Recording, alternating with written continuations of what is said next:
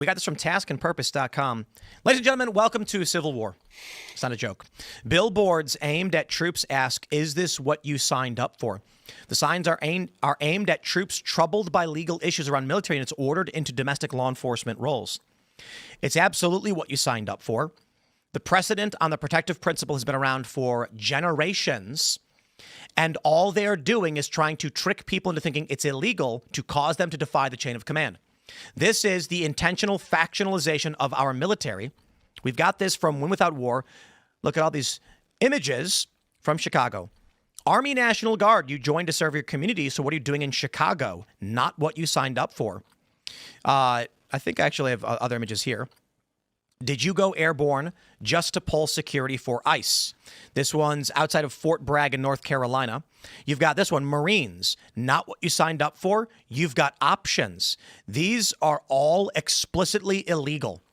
Now, I got questions about Lamar advertising, as well as I think the one we see here is Outfront. And we work with Outfront on Billboards. So this is crazy. I think we might have some more. Okay, so those are the images we have. The website, it brings you to this. When you go to their website, it says not what you signed up for. You saw the billboard. You have questions. You're not alone. But first, here are proactive steps you can take to reduce risk. Risk of what? Elaad, risk of what? Risk of getting caught leaking illegal material to probably people who you shouldn't be. That's what it seems like. Risk of breaking your oath that you made to the Constitution when you signed up to be a law official.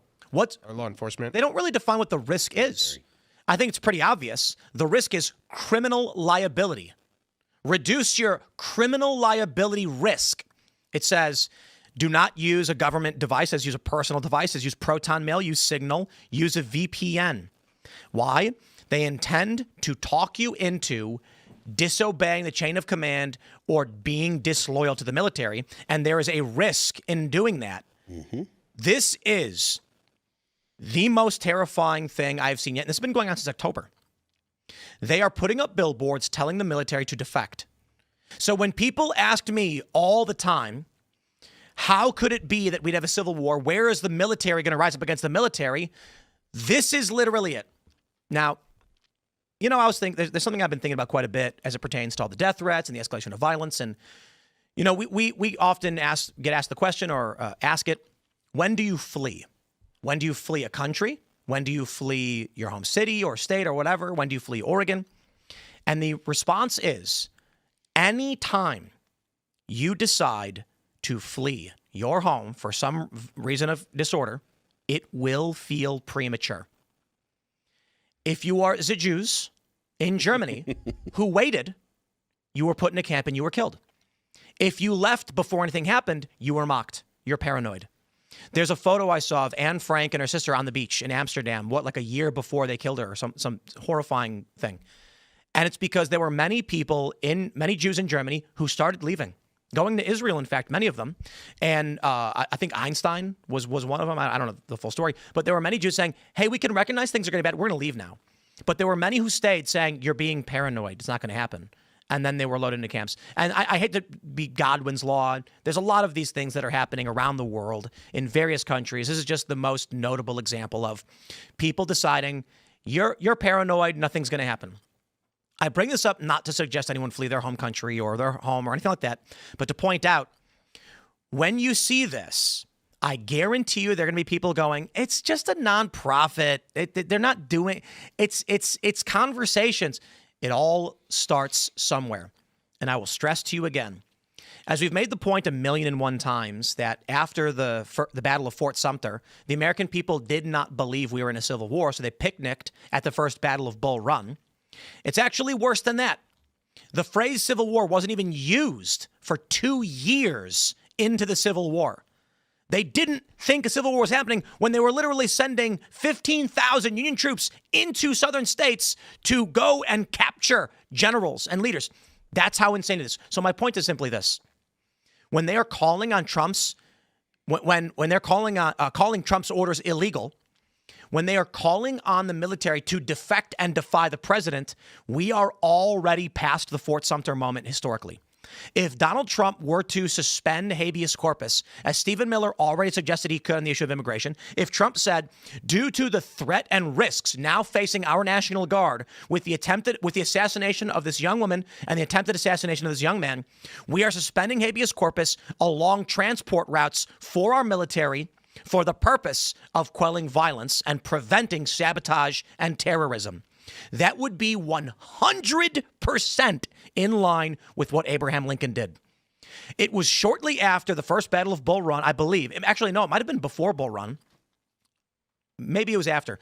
Abraham Lincoln suspended habeas corpus so that Union troops could be dispatched without risk of sabotage. Anybody caught near the rail lines could be arrested for literally no reason.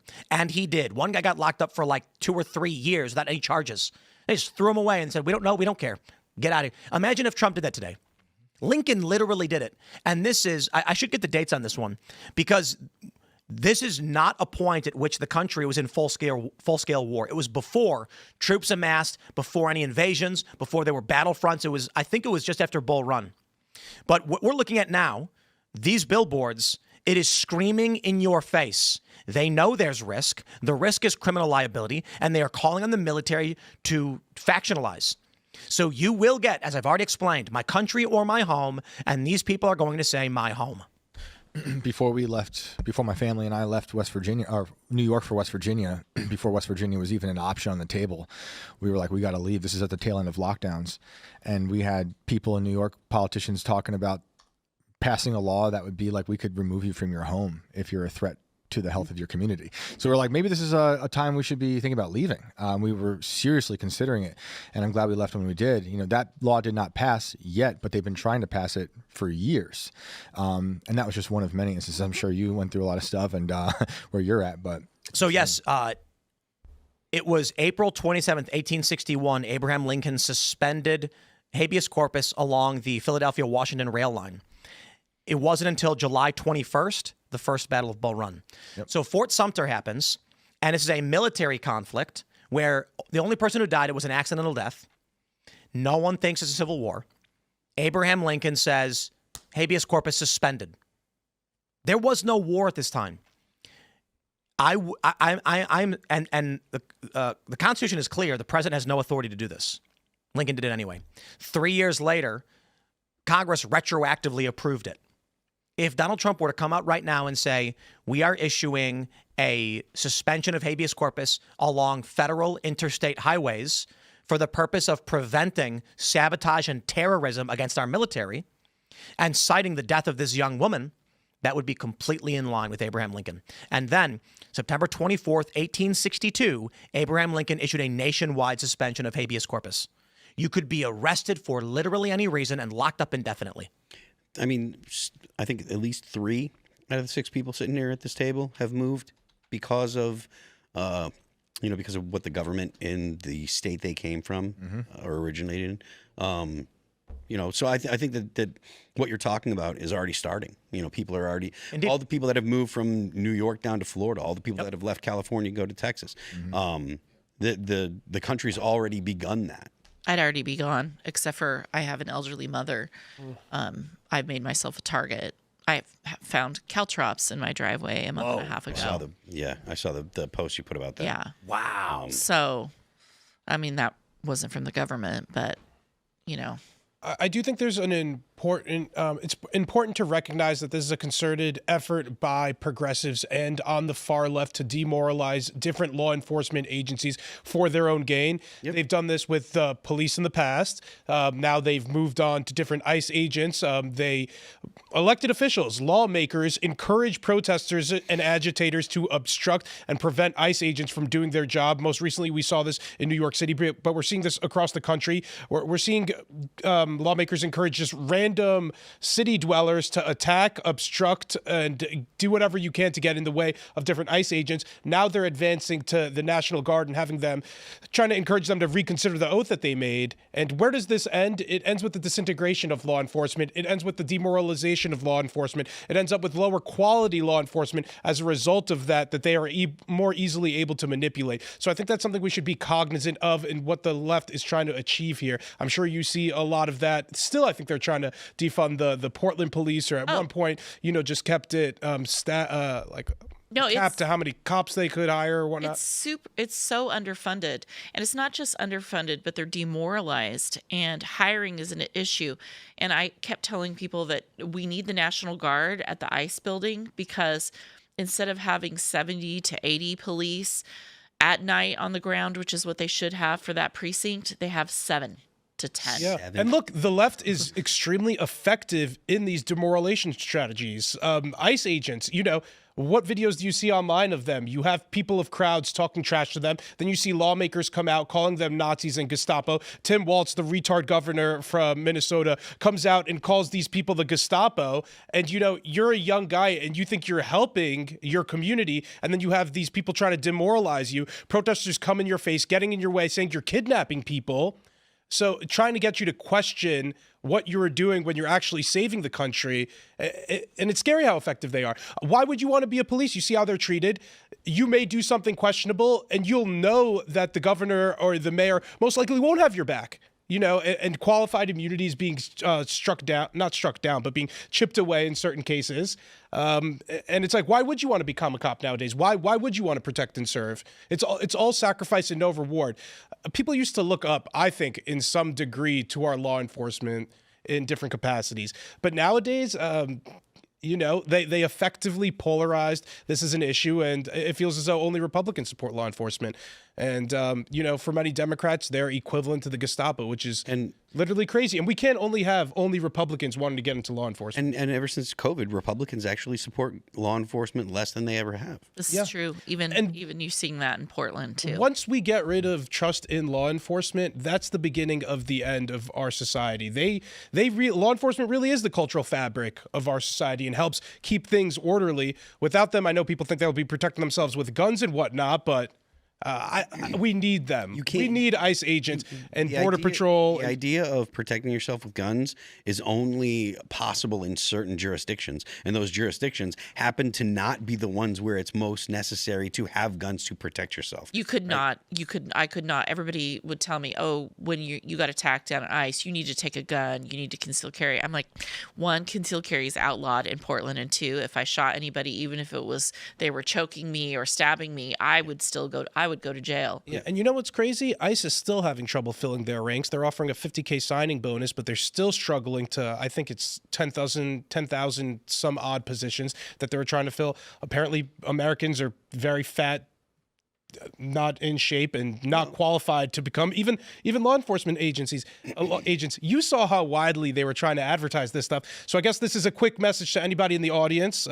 If we're a young, able-bodied, preferably man, frankly, it's worth considering, right, Serge? Nice. You get to deport them. I think Could you imagine me and Serge? It is worth considering, but it's also like most people are aware of how the left treats law enforcement. Most people are aware that even if you're not an activist, people that are just center left kind of look down on law enforcement. It was a thankless job 15 years ago. Nowadays, it's a thankless job, and you're not going to have the support of your local justice department. A thankless job. You don't get a thank you. You get an F you from your community more often than not. And and everybody, it's cool to be a dick to cops nowadays. The culture is such that it is cool to be, I see these sometimes legal observers, but First Amendment auditors or whatnot, just people looking to F around with cops and just, abuse our system and try to produce lawsuits and whatnot. It's unfortunate. It really is, because once we don't have the law enforcement there, I think our society will be in a lot of trouble. And we're making it such that we encourage the worst people to join, the best of the best, because it's such a shitty job and because it's not looked up to. Nobody talented or with skills wants to do it. So what does that leave us with? The worst of the worst doing it. Yeah, I think that the quality of person that is joining law enforcement, like, you're not getting dudes that are like, yeah, I really want to help my community nearly in the amount necessary.